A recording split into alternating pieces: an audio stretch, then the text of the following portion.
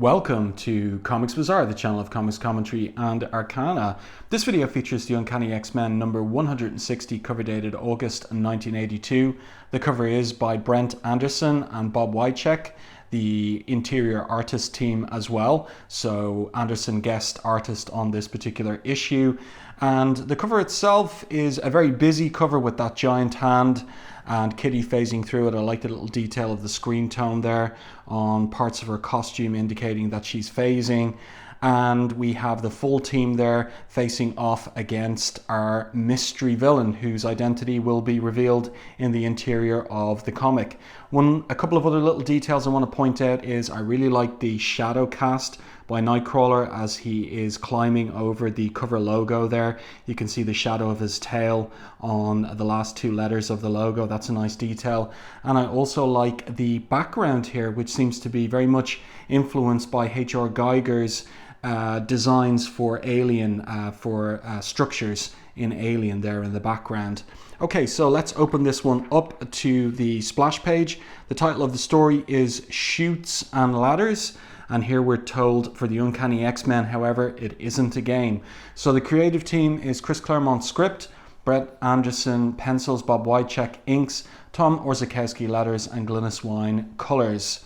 Somewhere, someone else, states the narrative caption. And we see the X-Men on a type of demonic, trans-dimensional screen here as this demonic hand opens this watch with a pentagram and 666 there. You can see Strange says, the hand, I thought these mutants were all friends, yet their team leader Storm seems to be attacking her comrades in arms.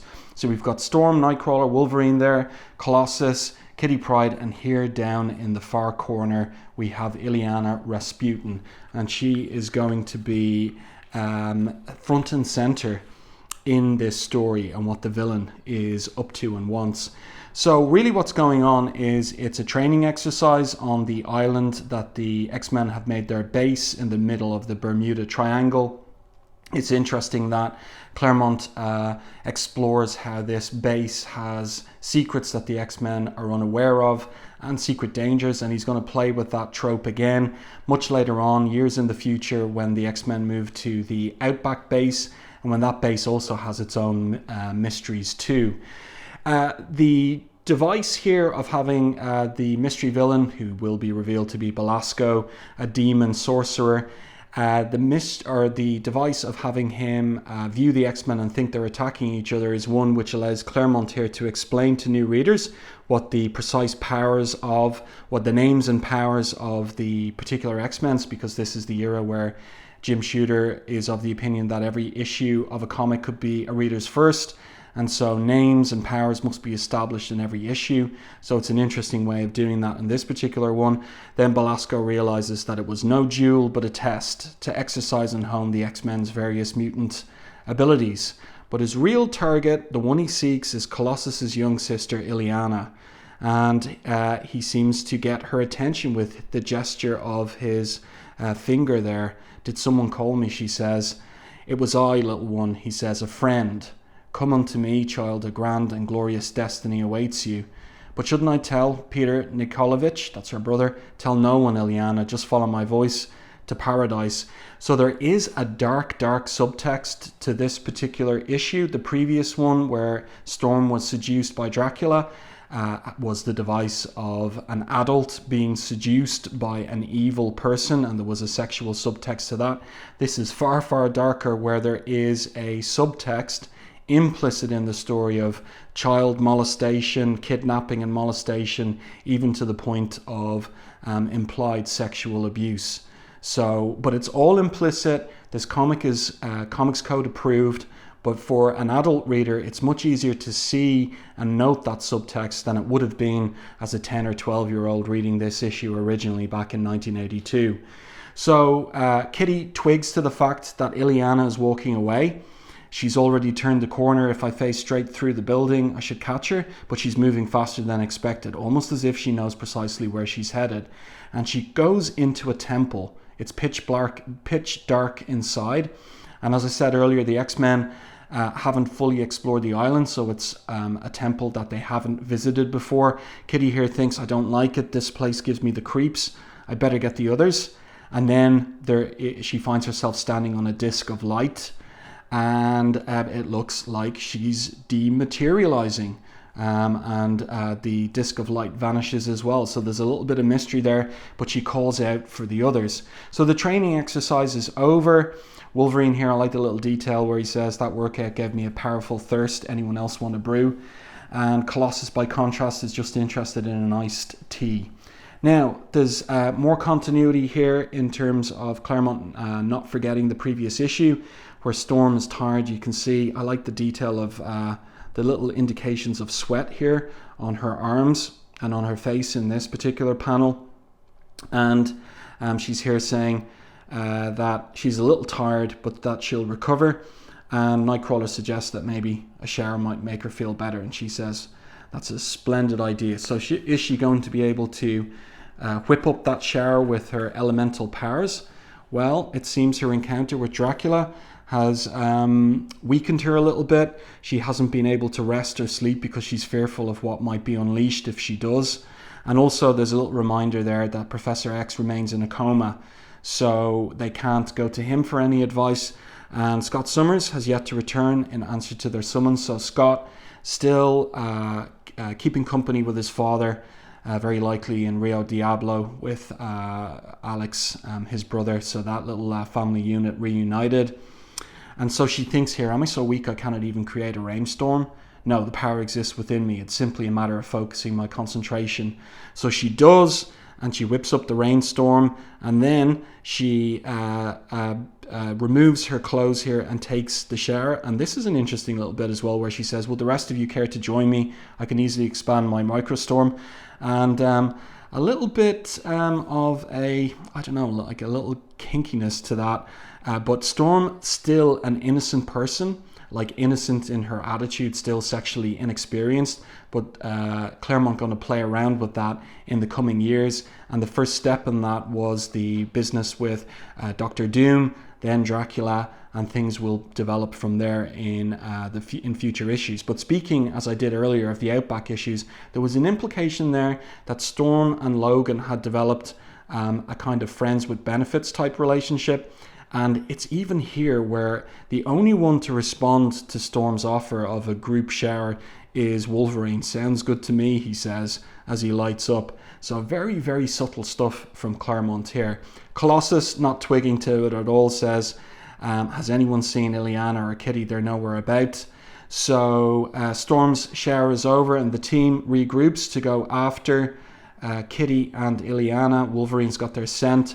They make their way into the Dark Temple, and Wolverine makes the point, anybody been here before know the layout, and nobody has.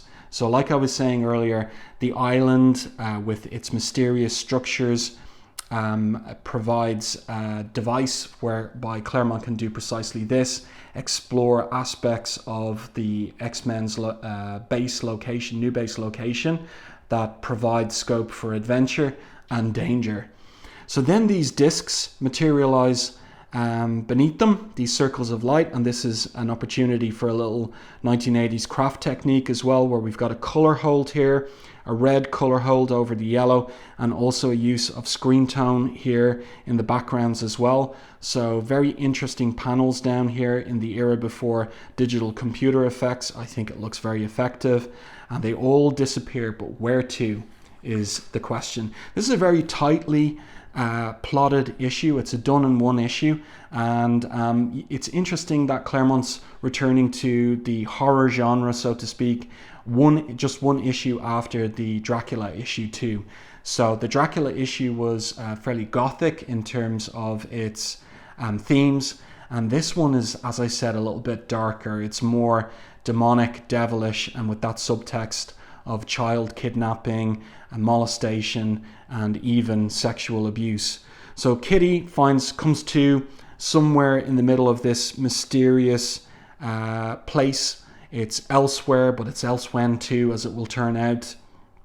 and it looks like a friendly face coming up in shadows behind her. Well, menacing there in that particular panel, and then friendly and smiling. So she gets a fright initially. Remember, Kitty was very mistrustful of Nightcrawler when she first encountered him with her introduction into the X-Men a couple of years earlier, but now he's a dear friend, and so she's delighted to see him, and she hugs him. "Oh boy, oh fuzzy elf, I'm so glad to see you. Are the others with you? How did you get here? Have you found Illyana or a way home?" And then this is really interesting because you can't see it in the art.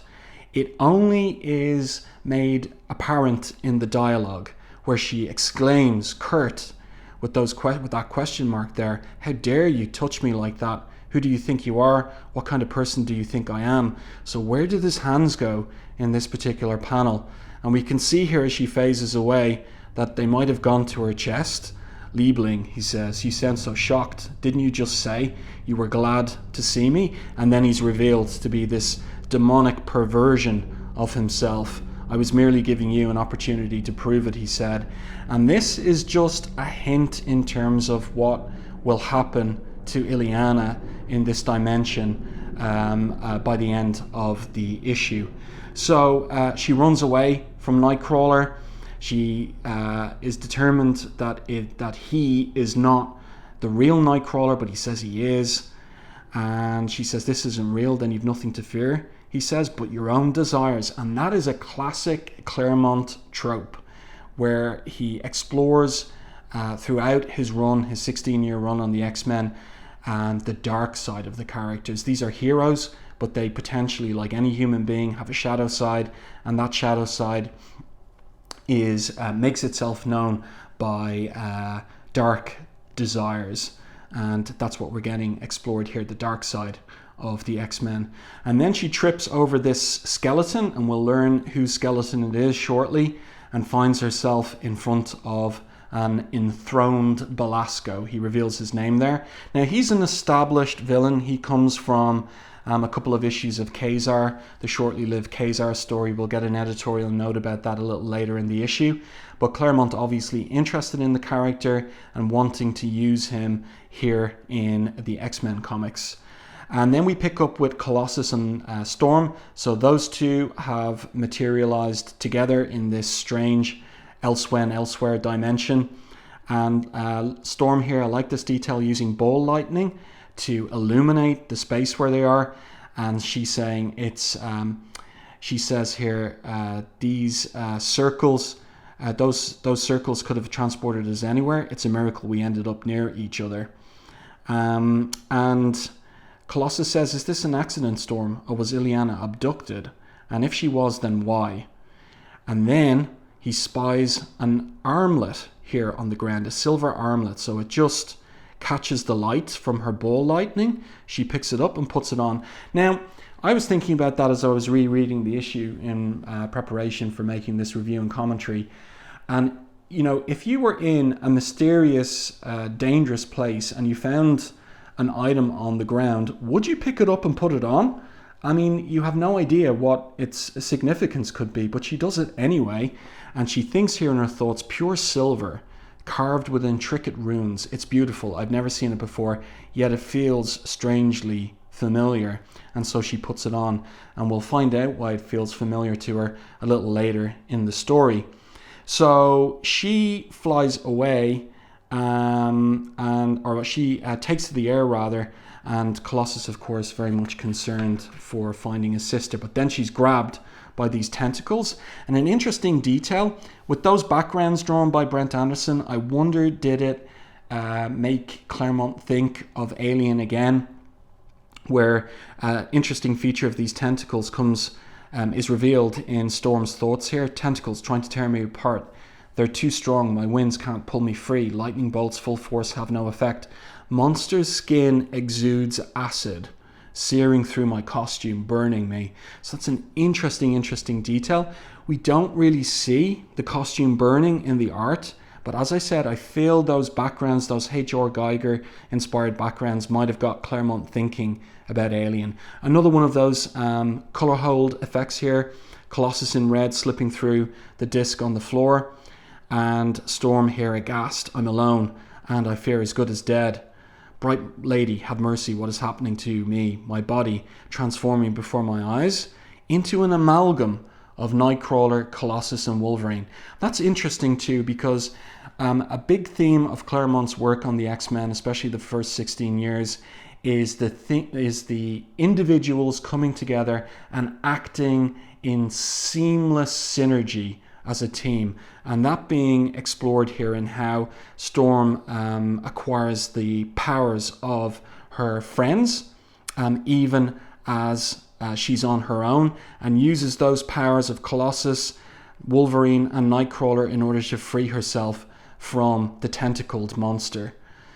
So she's free, but meanwhile, here's Belasco, and he's imprisoned Kitty behind crystals that generate a natural jamming field that substantially inhibits her phasing abilities. The skeleton on the floor is revealed to be Wolverine's skeleton. So there's interesting quirks of time going on in this demonic dimension. The Nightcrawler demon, here, again, what I was saying earlier about the theme of child molestation, comes up to child Illyana and says, would you like to, and the pause there, this very significant pause, play with me. And what's the implication of that after what he did to 14-year-old Kitty earlier, little snowflake?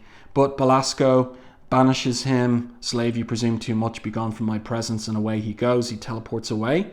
And Belasco explains himself here. I'm a sorcerer, chief disciple of the Dark Ones, elder gods who seek to invade and conquer this plane of reality. And that is on the nose, pretty much Lovecraftian mythology. And very much in the Lovecraftian mythos, most particularly as it's explored and made more explicit by the likes of Alan Moore in a series like Neomi, oh, the pronunciation now is going to catch me, the Neonmicon and Providence, that series. There's a connection between these old gods that are amoral, evil, and child molestation and sexual perversion as well. And so you're getting that here in this comic, like the tentacles here, very much reminiscent of Cthulhu. You're getting those tropes in this comic, but it's all subtext, and only an adult reader could twig to the subtext, I feel, and put it all together in terms of what Claremont, the dark themes that Claremont is exploring here in this comic. And here we have for the first time the appearance of Sim, one of these demons, and his character design and speech pattern is based on the character Cerebus from Dave Sim's comic, and clearly at this time Claremont a reader of Cerebus, and Cerebus up to around issues in the 30s at this point in 1982. It would ultimately Dave Sim would ultimately publish 300 issues of the series, and Dave Sim moving into more sophisticated thematics by this point in the series, exploring politics in the issues collected in the High Society volume of Cerebus. And Claremont playing around with the fact that he had been parodied, or his X-Men and himself parodied in recent issues of Cerebus. So including a parody here of Cerebus himself in the character of Sim, whose name, of course, Sim, recalls Dave Sim's own surname as well. And as I said, that skeleton revealed to be Wolverine, so it's adamantium. And Sim here picks off one of the claws and uses it as a toothpick and says to Belasco, so tell me, boss, who do you want killed? So let's continue with the story. So Belasco here is saying, have you no respect for the dead? That's pretty funny. Poor Kitty, does the sight of Wolverine's skeleton distress you? Would you like a look at your own? So this is interesting visual here where he pulls her skeleton out of her, and she has to maintain her form, her corporeal form in the crystal, even as he makes the skeleton wave to her there. So it's pretty darkly amusing. And now he gives Illyana what he calls a token of his paw's love. And it's this interesting locket that we saw earlier with the pentagram, the pitchforks, the 666, and these 5 red points or gems at the points of the pentagram as well. And he explains it. The medallion is empty now, But when you have grown into a woman and learned in full measure the arts arcane, when at last all 5 bloodstones are in their proper place, you will ascend to a glorious destiny. So this is the destiny of Illyana when she becomes magic, becoming a demon sorceress on a par with Belasco himself. Now, who's watching from the shadows up here except for Nightcrawler? And he spots, and he's been there for a while, so he's seen the evil doppelganger of himself, Wolverine reduced to bare bones, Kitty horribly imprisoned, and Illyana intended for some dread sacrifice, as he says, the sacrifice of her childhood, as it will turn out. He feels as though he's gone mad, fallen headlong into hell. And what of Colossus and Storm? Am I alone, he thinks. No matter, my friends will be avenged. Necromancer and your plans foiled, whatever the cost. This, Nightcrawler swears. So this is the true heroic Nightcrawler. But elsewhere, Storm wakes up from the aftermath of the attack of the Botentical Beast, and she's returned to her normal body. I like the inking technique here from Bob Wiacek on the fabric of the cotton towel as well. It's very effective. And she thinks here, the burns from the monster's venom all healed. Was it a dream? I fear not. But what power can mold and shape me in the blink of an eye, as if I was little better than a lump of sculptor's clay? So why did she get the combined powers and form of her X-Men compatriots? It was terrifying, yet I cannot deny that transformation saved my life. This glade is beautiful and as hauntingly, as infuriatingly familiar as the armlet Peter found. The pool looks inviting, and a swim is what's needed to clear my brain. So in she goes. I like these little moments with Claremont where characters just take time for, I suppose, what in the 21st century is called self-care. And so that revives her, and then she starts calling out to see is there anyone there. I'm Storm, leader of the X-Men, please answer. Nothing, I'd better get dressed. Costume's ruined, so that is the aftermath of the tentacled monster's venom. Here are her clothes. Her savior is a woman, so she puts the clothes on and they're a perfect fit. So a little mystery there. I like this open border panel as well from Brent Anderson. But this amulet, I took it without thinking. It feels so right, she says. Around my neck, there it is there. Did my benefactress mean for me to have it as a weapon against her unknown foe? So she says aloud, I thank you, friend. If possible, I shall return what I have taken. Perhaps then we will meet. Farewell. And someone in shadows, in a cloak and shadow watching, thinks to herself, fear not, Wind Rider, we shall meet.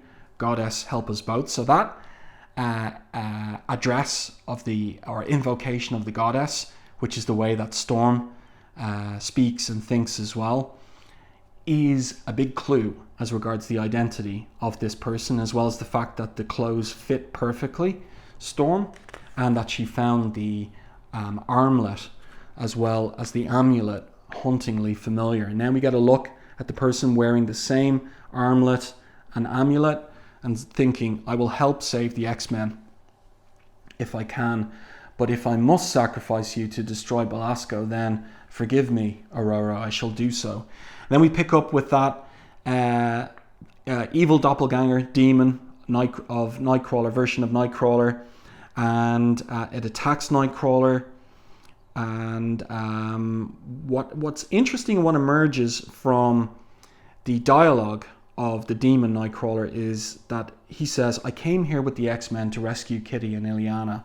I saw my friends slaughtered. I was wounded unto death, but Belasco spared me, healed me. He showed me the glory of evil. So are these the X-Men? Remember, this is a strange dimension where time doesn't work the same as in the real world. The battle is fought with primordial brutality, with quarter neither asked for nor given. A real Claremontian trope. And I like here in the lettering, Tom Orzechowski's lettering, the double bamf. So the two versions of Nightcrawler teleporting around each other at the same time. Sometime later, Nightcrawler, apparently Demon Nightcrawler arrives, but without Belasco summoning. So is it, as an engaged reader, you'd be wondering, is it a trick? Is it our Nightcrawler who has bested the demonic one and is presenting himself as that version of Nightcrawler? So in any case, we pick up with Wolverine and he comes across the cadaver, the corpse of Colossus. And I really like this visual here by Brent Anderson and Bob Wiacek with Colossus's chest caved in, and Wolverine thinking his chest caved in. But these remains are ancient, and his face, his hair, he was an old man when he died.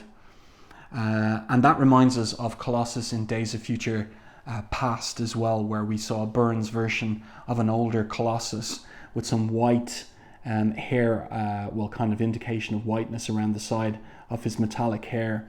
My senses tell me that this is really Colossus.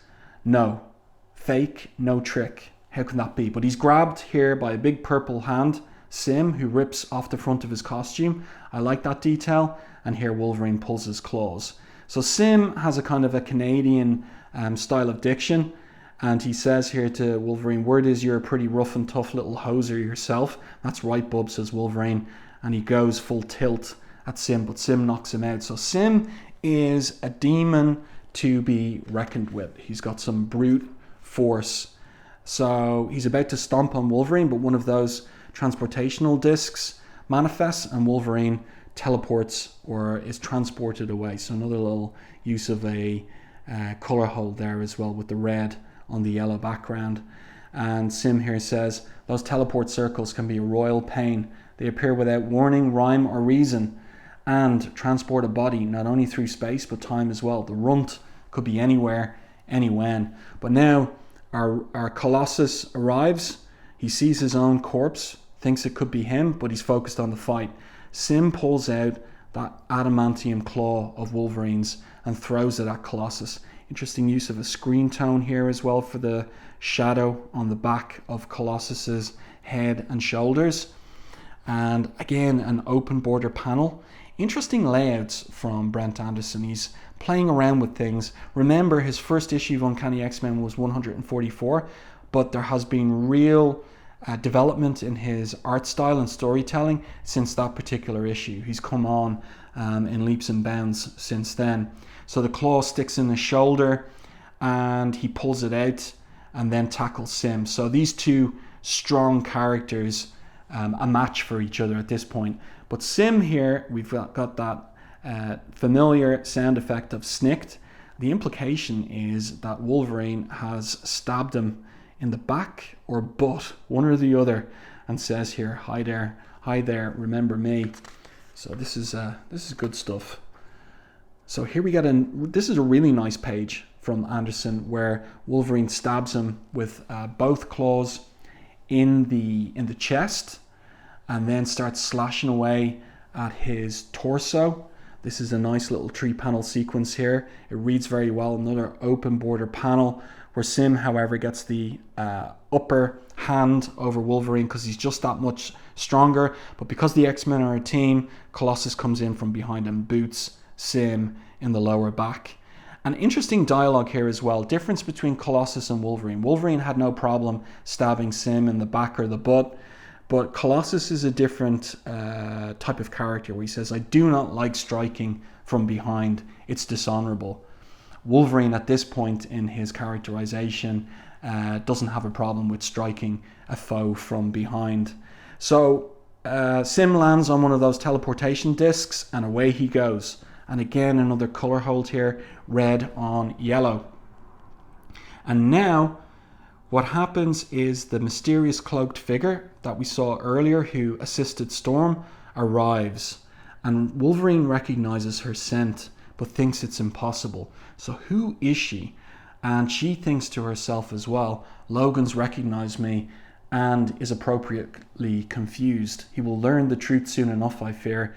And she says aloud, your friends have needed you. So she's the one, she has control over those transportational discs, and she sends Wolverine and Colossus to the other X-Men. So away they go, and again we've got that color hold effect. This time though, not red but magenta on yellow. So here they materialize just in time to help Kitty and Illyana. And Nightcrawler here is revealed to be the X-Men's Nightcrawler and punches Belasco out. Storm arrives as well. And Belasco, interesting choice. he decides he's at a disadvantage in respect of the X-Men, and so he runs away. But he is determined that the situation, his retreat, will soon be remedied, the disadvantage that he's at. So now we have a swift end to the issue coming up in the next few pages. Nightcrawler explains his ruse, and Storm here is determined to how will I put it, take on and beat Belasco. She says, by my heart and soul, you shall pay for this if it takes me till the end of time. She summons a hurricane to sweep her after the Demon Lord, but suddenly, surprisingly, the wind turns on her, stops her in mid-flight. So who could have control over the winds comparable to Storm? Well, the big reveal is, with all those hints from earlier, that the cloaked figure is Storm, an aged Storm. And she says here, I faced this choice. I followed Belasco, my friends followed me. They died. I was damned. I will not allow that tragedy to happen again. So Nightcrawler puts it together. Belasco spoke of this. We are in a magical limbo where none of the rules of space and time apply. We can be both old and young, alive and dead, good, and he pauses, evil. So Storm isn't interested in the philosophizing, interested in the explanations. She wants to find a way to save Kitty, because this is such a weird visual. Kitty's body is contained within that crystal, and her skeleton is outside. And I like the little detail in the art from Brent Anderson where she's holding her arms behind her back, the skeleton at least. And older Storm says, I think I can be of assistance, Storm. As I grew older and my ability to control the elements waned. Now that's interesting. The implication that mutants as they grow older might lose their powers. I turned to the other half of my heritage, sorcery. Belasco allowed my study of the black arts, assuming that their fundamental evil would corrupt me as they had Nightcrawler. His error. Interesting too that Nightcrawler should be corrupted by contact with black arts. Forgive me, kitten, there will be some pain. Another interesting craft technique, or rather realization of the craft techniques of the 1980s, where we've got not one but two color holes. So we've got a magenta color hole indicating Kitty's musculature and the sinews of her muscles. And then we've got the cyan color hole indicating details of her costume and also her hair there, and the skeleton in black line art. So putting it all together, this is what you had to do in the 80s, in the era before digital computer effects. So she's back together again. She thanks older sorceress Storm, and a demon shows up. This is funny here, where we've got two panels at the end of the page here, where a demon shows up and Wolverine deals with it in between panels, in the gutter, so to speak. So he pops his claws and retracts them here, having taken care of that demon. One down, but I got a nasty feeling that was the first of many, he says. Belasco, I can handle. Sim, I would not like to meet again. So Sim is established now as a powerful enemy. And here we have some discussion between older Storm and younger Storm. Storm here says, older Storm says, I shall remain in the dimension to cast the spell to send the X-Men home. You had the power, why did you not escape long ago? Asked Storm. And older Storm says, getting confusing, says, with my X-Men slain, I had nothing to return home to. And someone has to watch Belasco, guard him, ensure that he does not find another exit from the limbo. So Sim is back, Belasco's back, there's a horde of demons as well, and he says he won't need another because this one will suffice. So should they fight?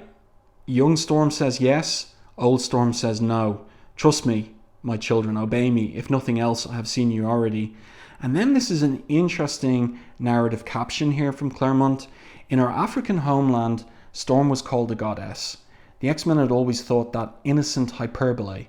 Now, watching her wield awesome eldritch energies with consummate ease and skill, they're not so sure. So that is something that Claremont would play around with in subsequent years through the life-death stories in particular.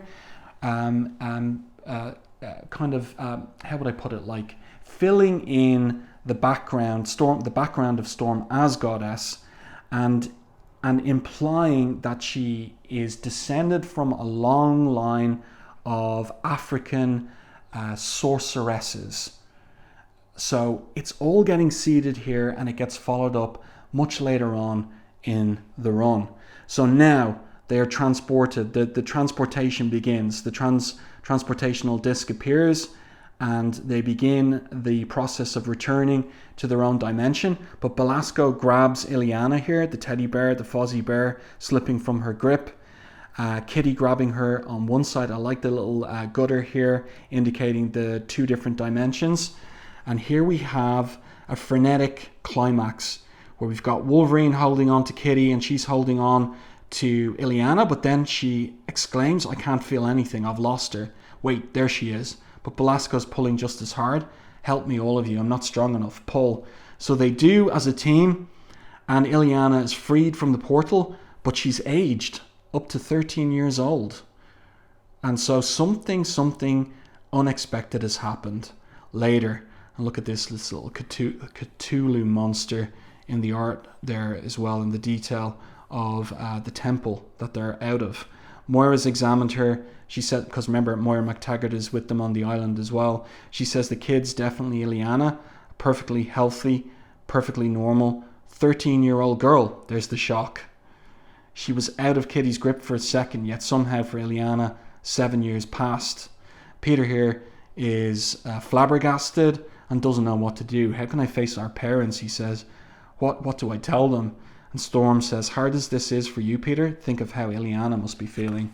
So we're at the last page of the comic, and he says, "I've done little else."